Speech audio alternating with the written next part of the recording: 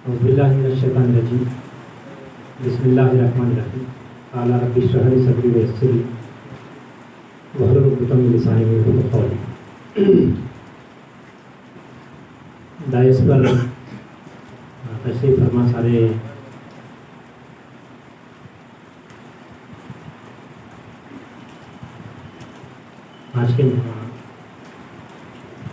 आज इस nation wide campaign या मुहिम है, इसका इनाग्रल सेशन है। इसको अटेंड करने के लिए आए हुए सारे टीचर्स हज़रात, बारिश आने के बाद आपके दिल में इत्मीनान आ गया होगा, अच्छा हो गया। बाहर रहते तो भी कुछ काम नहीं होते थे, हम प्रोग्राम अटेंड करने के लिए आए। वैसे संडे के दिन ऐसे फिलॉसफी की बातें सुनना बहुत मुश्किल बात है। हम जिस पेशे से जुड़े हुए हैं, जो हमारा रूटीन है, हम सुनने के आदी नहीं हैं, हम सुनाने के आदी हैं। ये बहुत मुश्किल मरहला है। जैसे आप उस मरहले को बड़ी हिम्मत के साथ, बड़े जोश के साथ फेस करने के लिए आप आए हैं। मैं आप सबको मुबारकबाद देता हूँ। यह आपका अटेंडेंस गैर तवक्को है। आप ये जो तादाद आई है, इस बात का ऐलान करती है कि हम फिलॉसफिकल चेंज, आइटा जैसे आइडियोलॉजी को लेकर चलने वाली एक तंजीम है, हम उसके साथ जुड़ने के लिए हम सभी तैयार हैं। आज हमारे माशरे में बहुत से चैलेंजेस हैं। बहुत से चैलेंजेस को मेरे से पहले प्रोफेसर साहब ने आपके सामने बयान भी किया है। टीचिंग प्रोफेशन उतना आसान नहीं रहा है जैसे एक ज़माने में समझा जाता था। लोग मज़ाहिया तौर पर सुनाया करते हैं। एक फिल्म देखने के लिए गए और वहाँ एक मजबूर इंसान, मैं कुछ नहीं कर पा रहा, मैं कुछ नहीं कर सक रहा, मैं थक गया, मैं हार गया, मैं बर्बाद हो गया, वो तो लोग उठ के सलाह दे रहे हैं, डीएड कर लो, टीचर बन जाओ। ऐसा पेशा समझा जाता था। यानी कोई फील्ड आपके लिए ज़रूरी, आप सक्सेस नहीं कर पा रहे तो आप टीचिंग प्रोफेशन में आ जाइए, आप यहाँ सक्सेसफुल हो जाएंगे। हर किस्म का आदमी यहाँ चल जाएगा, ऐसा एक मानना था। अब उतना ही चैलेंजिंग हुआ है ये टीचिंग प्रोफेशन, जितना चैलेंजिंग हुआ है। मैं सेल्फ एक्सप्लेनेटरी है। हमारे स्कूल्स की हालात को अगर हम देखेंगे, जो इदारों में हम जुड़े हुए हैं, वहाँ के बच्चों की तादाद इस बात को बार बार बयान करती है कि हमारे माशरे के रिक्वायरमेंट्स क्या हैं, क्या हम उन रिक्वायरमेंट्स को पूरा कर पा रहे हैं या नहीं कर पा रहे। तो ऐसे बहुत से चीज़ें हैं। ये सेक्टर में 3 लोग जुड़े हुए हैं। एक गवर्नमेंट इसमें कोशिश कर रही है, दूसरी गवर्नमेंट कुछ एड देकर कोशिश कर रही है, फिर उसके बाद प्राइवेट एंटरप्रेन्योरशिप भी इसमें शामिल है बच्चों को तालीम देने के लिए। जिस टॉपिक पर मुझे बात करना है, नर्चरिंग टैलेंट्स के ऊपर बात करना है। टैलेंट्स की नशोनुमा करना, उसकी इर्तिखा करना। यहाँ टैलेंट्स को अगर हम देखेंगे, हम 2 हिस्सों में बांट सकते हैं। एक टीचर्स के टैलेंट्स, दूसरा बच्चों के अंदर के टैलेंट्स। मैं आपको बताता हुआ चलो, आपको जहन में सवाल आएगा कि इसकी नशोनुमा करना, इसकी इर्तिखा की क्या ज़रूरत है। अगर हम टैलेंट को रिकॉग्नाइज नहीं करेंगे, टैलेंट को नर्चर नहीं करेंगे, उसको बढ़ावा देने के लिए हम मेहनतें नहीं करेंगे, तो जो गोल हम पहुंचना चाहते हैं, जिस मकसद को हम हासिल करना चाहते हैं, वो मकसद में फौत हो जाएंगे।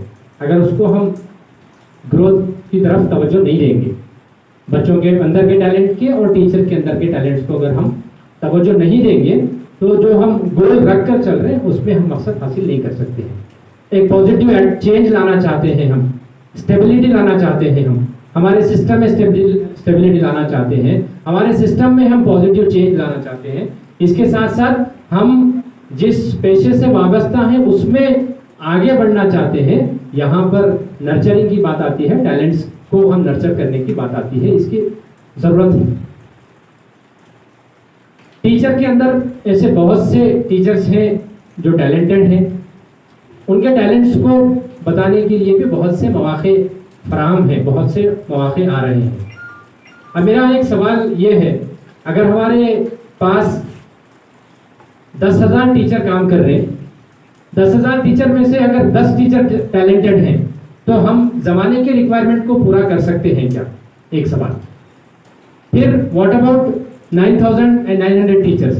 समझिए मैं उसको अगर 10 को उतना कम नहीं करते हुए अगर 100 टीचर हमारे पास टैलेंटेड हैं, व्हाट अबाउट 9,900 टीचर्स? तो ये एक मौके फराहम है बहुत से जगह। ये ज़रूरत भी है कि ये जो 100 टीचर्स के टैलेंट्स हैं वो 10,000 टीचर्स के अंदर भी आए। और जैसा डिपार्टमेंट के अंदर हाल में बहुत से काम चल रहे, कोविड जैसा एक सिचुएशन आया था जिससे पूरी दुनिया लड़ना चाहती थी, बहुत सा चेंज वो देकर गया है, बहुत से चेंजेस वो सोसाइटी में लाकर गया है। एक चेंज ये लाकर गया, हमारे तदरीस का जो सिस्टम है वो भी चेंज कर गया। हमें अब तक मालूम नहीं था कि हम भी ऑनलाइन टीचिंग कर सकते हैं। कोई टीचर को इस अंदाज़ा नहीं था कि वो मोबाइल के सामने आकर वो ऑनलाइन टीचिंग करेगा, बच्चे घर में बैठकर इसके टीचिंग को सुनेंगे। कोविड हमको सिखा कर गया। ऑनलाइन मीटिंग, वर्चुअल क्लासेस का हमारे अंदर कॉन्सेप्ट नहीं था, सुनते थे वर्चुअल क्लासेस क्या है, वर्चुअल क्लासेस किसे कहा जाता है, वर्चुअल मीट किसे कहा जाता है। आज बड़ी आसानी के साथ फेस टू फेस मीटिंग के बजाय वर्चुअल मीटिंग, बेंगलोर में बैठे बैठे, यहाँ भी बैठे बैठे। तो आज ज़रूरत इस बात की है कि टीचर्स के अंदर का जो टैलेंट महदूद है उसे बहुत ज़्यादा वसी तौर पर फैलाने की ज़रूरत है। ये 100 टीचर्स का जो टैलेंट है वो 10,000 टीचर्स के अंदर भी आ जाता है, तो आज हमारा जो एजुकेशन का जो सिचुएशन है वो ऑटोमेटिकली थोड़े दिन के अंदर ही चेंज होगा।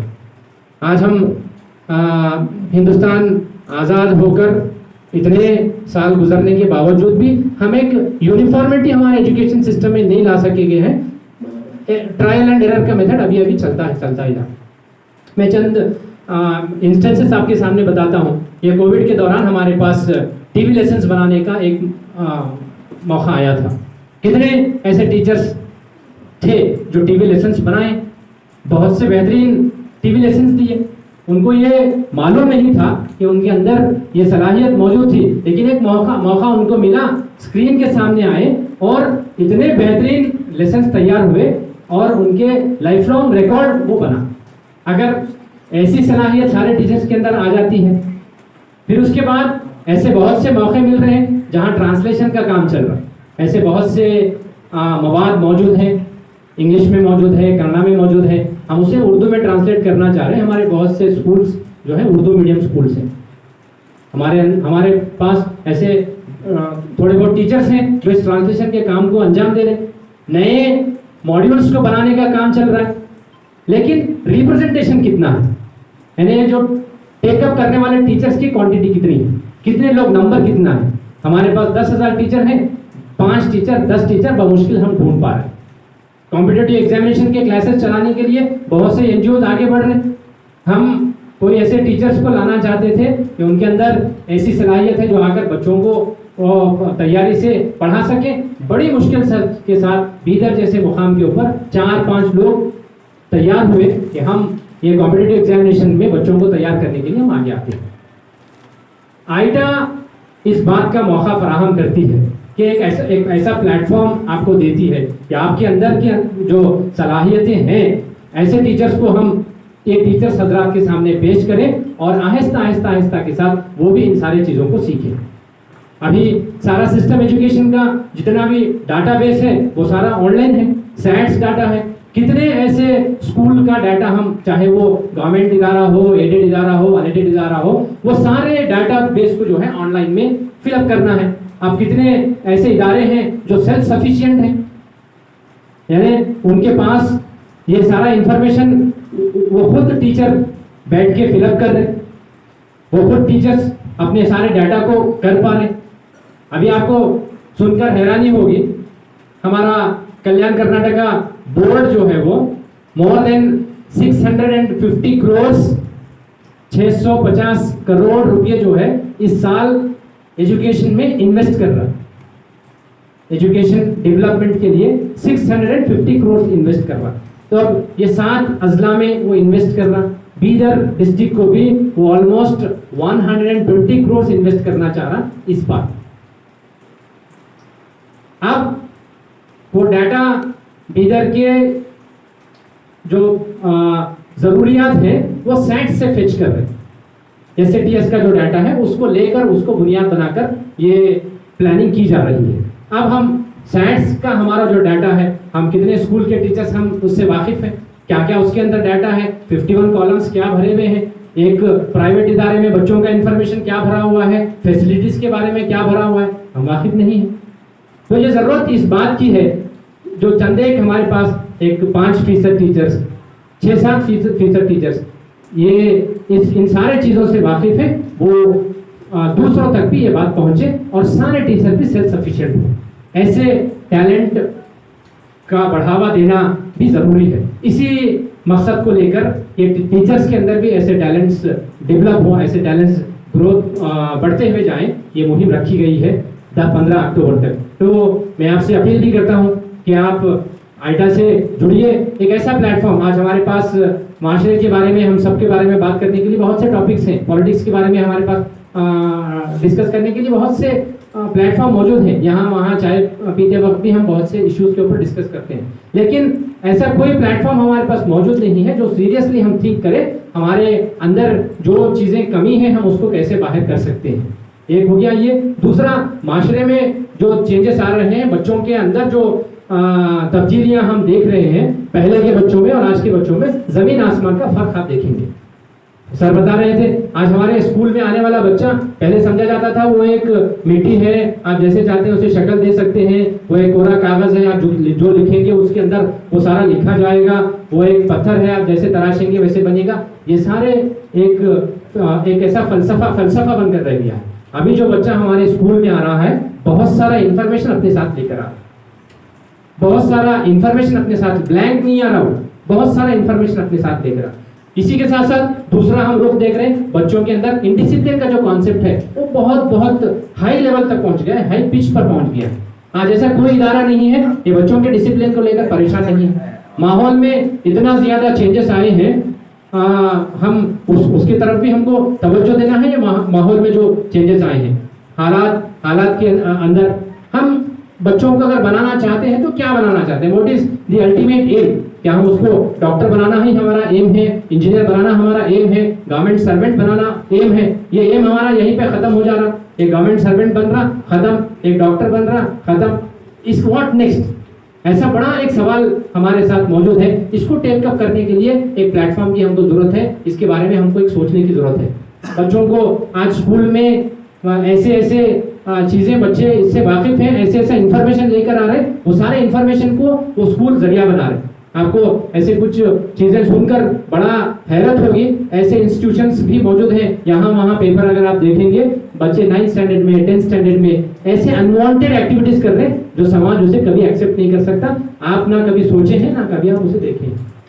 ये आखिर इसका रीजन क्या है, क्यों ऐसा हो रहा है, कौन इसको सॉल्व करना चाहिए, ये दूसरा है। अब ये भी हम सबको बहुत ज्यादा सोचने की जरूरत है। ये एक प्लेटफॉर्म देता है आइटा कि ऐसे मसलों के ऊपर हम सब मिल बैठकर सोचें और हल निकालें कि इन मसलों को कैसे टेकअप किया जा सकता है। मैं बच्चों के अंदर की टैलेंट्स को किस तरीके से हम बढ़ावा दे सकते हैं उसके ऊपर 1-2 मिनट बोलते हुए मैं अपनी बात को खत्म करूंगा। आज मैं जैसे बता रहा था, बच्चा खाली नहीं आ रहा, बहुत सा इंफॉर्मेशन लेकर आ रहा है। तो आज जरूरत टीचर्स की है, जरूरत इस बात की है कि हम बच्चों के साथ कुछ वक्त बिताएं, बच्चों को हम समझने की कोशिश करें।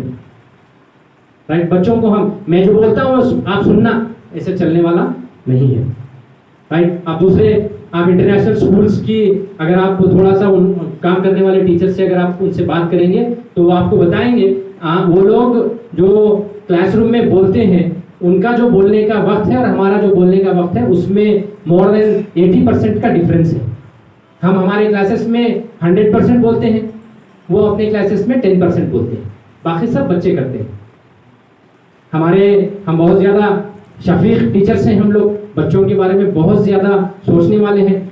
सब स्पून फीडिंग करके दे रहे हैं, क्वेश्चन आंसर हम ही लिखाएंगे, समझाएंगे भी हम ही, एग्जामिनेशन में हम ही हेल्प करेंगे। ऐसा करते करते बच्चा ऐसी जगह पर आके खड़ा हो जा रहा, 10th 10 साल इंग्लिश मीडियम में पढ़ने के बावजूद भी वो इंग्लिश बोलने नहीं आ रहा, 10 साल उर्दू मीडियम में पढ़ने के बावजूद भी उर्दू से बोलने के लिए नहीं आ रहा। ऐसी हालात है।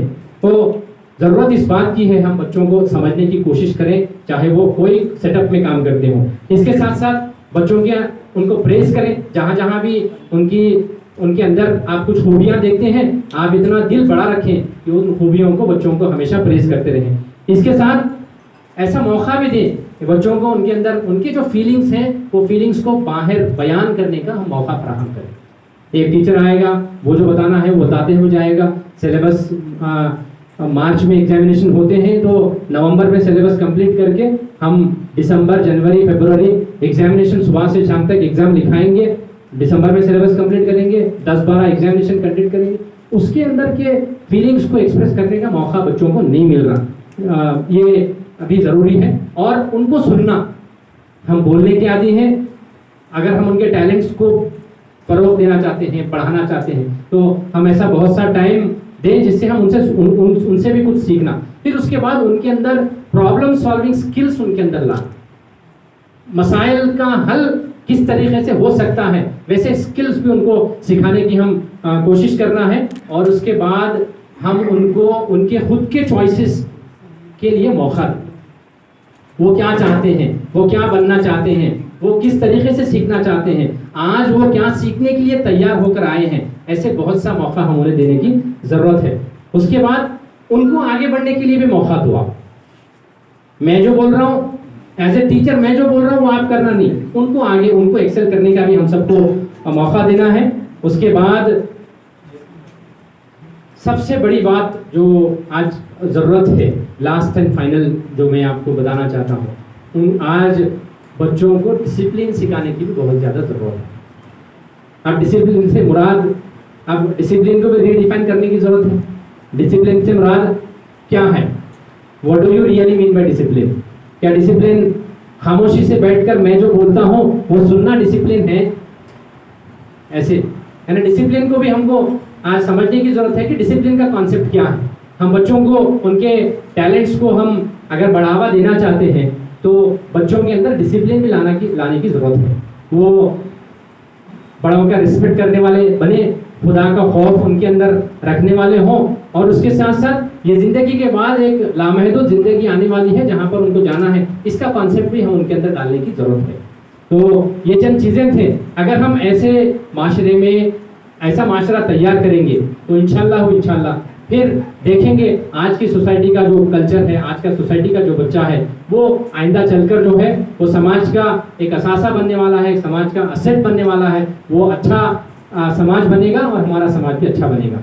ये चंद चीज़ें थे जो मैं आपके सामने रखना चाहता था। आपसे दरख्वास्त भी करता हूँ, आप इस मुहिम का हिस्सा बनिए, आप इस मुहिम से जुड़िए, आइटा से भी आप जुड़िए, ताकि हम सब मिलकर जो है एक अच्छे माशरे की तरफ, एक अच्छे माहौल की तरफ, जहाँ बच्चे भी आगे बढ़ते हुए जाएं, हम भी प्रोफेशनल इसमें हम भी आगे बढ़ते हुए जाएं, ऐसा एक प्लेटफॉर्म यहाँ पर हम तैयार कर सकते हैं। मुझे आप लोगों ने सुना, बहुत बहुत शुक्रिया। अल्लाह का शुक्र अदा करते हुए